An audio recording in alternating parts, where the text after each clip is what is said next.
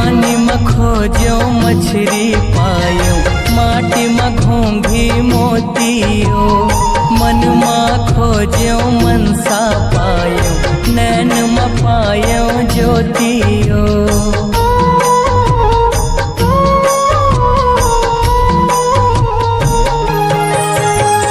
पानी में खोजो मछली पायो, माटी में घोंघी मोतियो।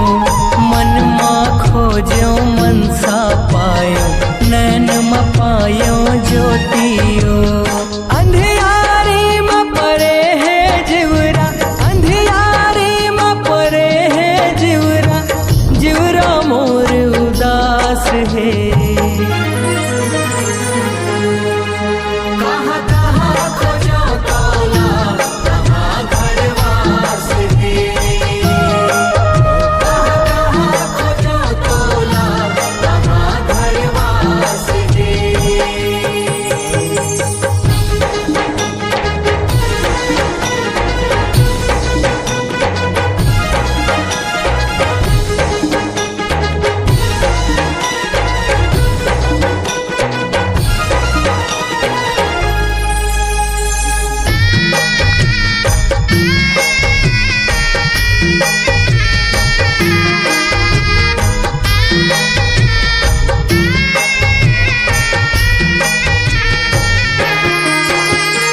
पवन में पायो पुरवाहिला, आगे धध के जिवराओ।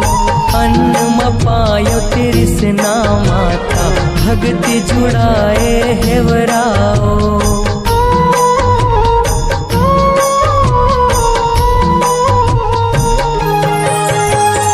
पवन में पायो पुरवाहिला, आगे धध के जिवराओ। अन्न में पायो तृष्णा माता, भक्ति जुड़ाए हेवराओ। आत्म खोंदरा में मन ला रमाले, आत्म खोंदरा में मन ला रमाले, जहाँ परे विश्वास है।